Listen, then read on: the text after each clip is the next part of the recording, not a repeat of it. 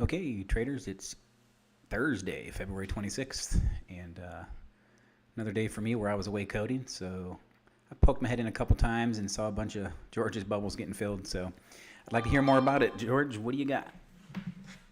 Hey, Bob. How's the coding going? Oh, man, I got some really good stuff coming. I can't wait to show everybody. It sounds cool. Yeah, kind of what you were telling me a little bit about yesterday. Yep. We could probably talk about that. It'd be more interesting than what happened today. No, there was well, here we'll start with the ES today. Neither really will matter because they're basically the same. So we had a little bit of a bleed over from yesterday, meaning that there was some levels and price. So I'll zoom in here closer to the start of the day. And it was just incredibly important for everybody to understand like what had happened yesterday and what had basically been achieved and what they had not gotten to yet. So I drew this big giant box here for everybody just to get them to recognize that there was a decision point that we had made yesterday on the ES. It was out here at 69.31. And again, you can watch yesterday's video and it'll kind of make reference back to what we were thinking and doing this morning. So in the bigger picture, they still had room to the upside to go. However, looking back, they did get within, I think, a point of the first target. So they got pretty darn close to it. And sometimes that happens. They don't quite fully achieve the target, but they got really close. So in the pre-market, they gave us a little scenario that played out. And here we have the rubber band right about 68.75. So for anybody that was watching our chart cast in the pre-market, we had this posted, a couple hours ahead of time. But a lot of the guys in the room, they understand that like when the market reaches a rubber band or the green colored bubble, they know that it's potentially a pretty good place to counter trend, given that that's potentially, and again, it all has to play out and eventually you find out later, but it's a good place to counter trend and at least get it back for a couple of quick points and so forth. Well, nevertheless, it did that, which was great. That's what I did this in the pre-market. And then it went through our decision point here, right around 51.5, and then stopped pretty promptly at our hurdle. You can kind of see right here about the 940 candle. And then as such, it never recovered back above the decision point. So that's our first clue. Actually, it's our second clue. So one, they couldn't get above the rubber bands at the 850 time frame. Second, they broke the decision point and couldn't recover back above it. So here we are. What is this? 920. So right about here, we start talking, and I'm just kind of hopeful that anybody's still like in the short from the rubber band. That this is really what we're shooting for initially. So yeah, this is probably where you tuned in, Bob. Actually, I think I remember you chiming into the room there for a second. You're like, oh, I see bubbles being hit. But I got all of our three downside targets, and similar right here, you can kind of see it. We called this out and said that also would be rubber band. And this is where the market just completely fell apart, right? So on the big picture side of things, there was still upside. So long as they held this 69.31 area, again, from yesterday. And as you can see, it just collapsed. And there was nothing really else to talk about. We didn't give any additional guidance. We talked about how the market had another has to hold further down around 68.97. And I had mentioned like, give it room, give it space, which means you got to give it a few points, but it just never even tried to get back above. So that was sort of it. Otherwise, Real quick, George. What about it? Real Yeah, quick. yeah.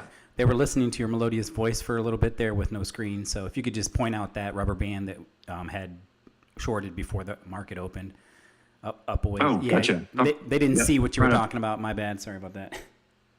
Oh, gotcha. Okay. Yeah, it's up here at 68. So right around 8 o'clock in the morning, or sorry, 8 o'clock's when I posted it.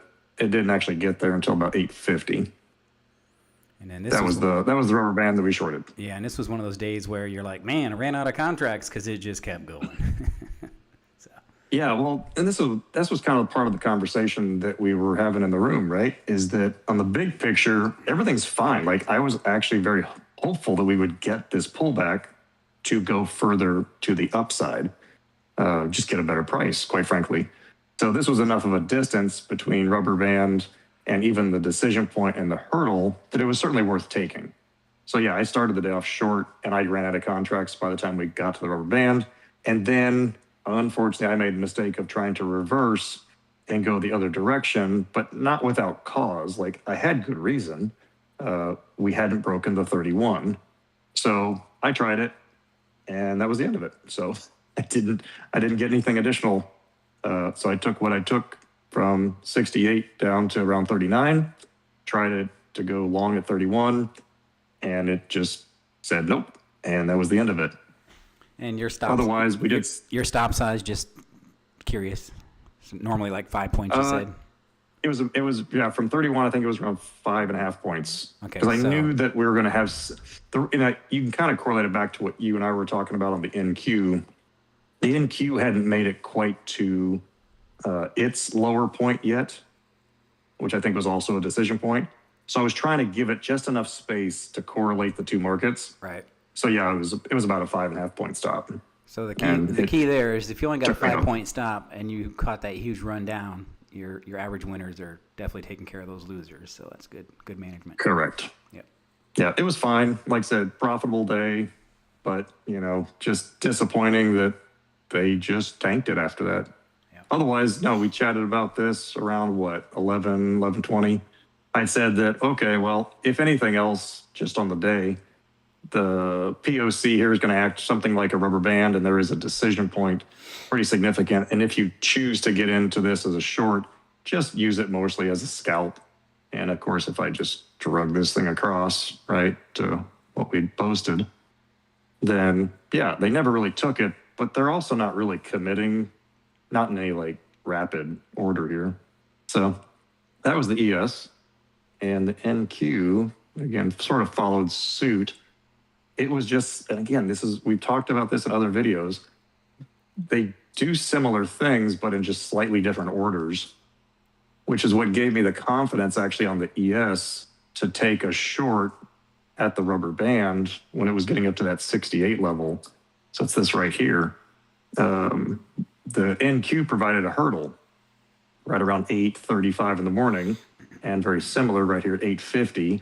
It got within shooting distance of that hurdle. So I took both the NQ and the ES short, not thinking that we were going to go to some extreme. What I was really after was, again, just a better price to go long, because we had the decision point here on the NQ down at 139.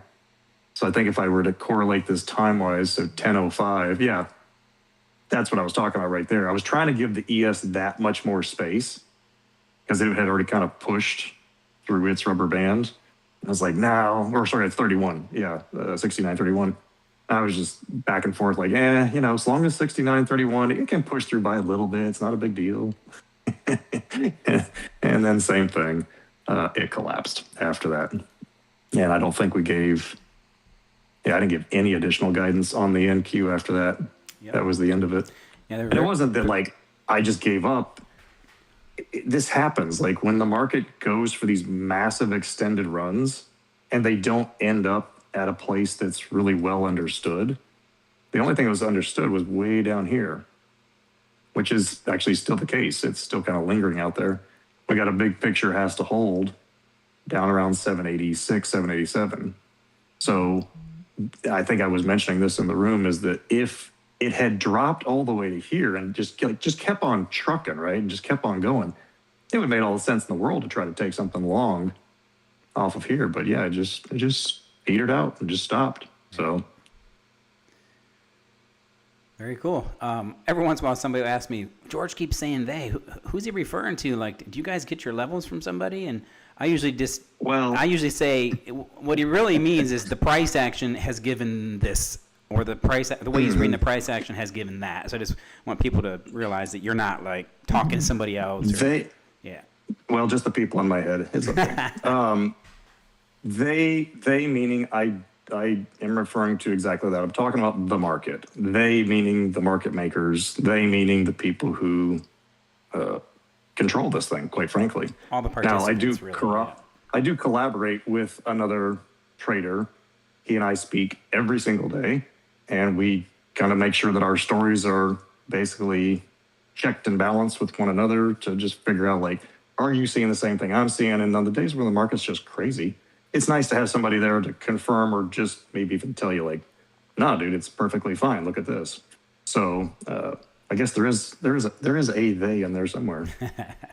That's good. And so there, you just heard the key benefit you don't even know you have, and if you're in the room, is you got George and you got George's sidekick who also trades very similar to him. So good stuff. Yeah, we came up. Looking forward to tomorrow. I think we got a little bit of news in the morning. CPI maybe, PPI. I don't know. One of those two. I noticed unemployment didn't do anything this morning. It just kind of went nowhere. It was weird. Yeah, 8:30 came and went. It was right there. It's like, and I'm sitting there watching my chart going, well, okay. Me too. It was Which weird. was another just reason I was like, I'm happy to take this thing short at the hurdle Right. up here on the NQ because it just had no reaction whatsoever. Yeah, It was 20 minutes later. If anybody was playing Globex last night, it was like a really oddly quiet, just poking around. Snooze Yeah. fest. So I was not super surprised that it did that all night, but yeah, it really didn't go anywhere because one of our guys likes to trade in the evening. He's like, I ain't got nothing. I'm like, well, being flat is a good position to be in sometimes. So. Yeah. And I know people like to try to like figure out like why did the market do X, Y, and Z.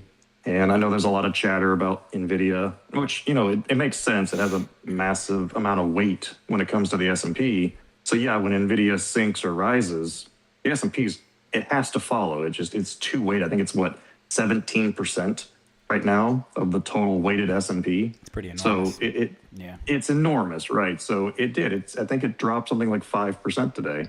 So that makes sense.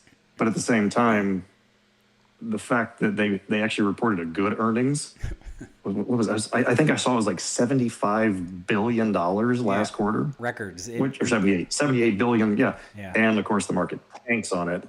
Well, actually, that is where you think, well, it popped pretty good at about 4:30 and it stayed up there for a while, and then it did the opposite. It's wild. Yep. But, okay, well, and we didn't get back above 69.31 today. Nope. I know you called that number as kind of a key. I was like that's a key level, man. If we don't get back above there by the end of today, interesting. Yep. There we are. Okay, my friend. We'll see you. The saga continues. It does, and that's part of the fun. Yep. All right, guys. Thanks so much.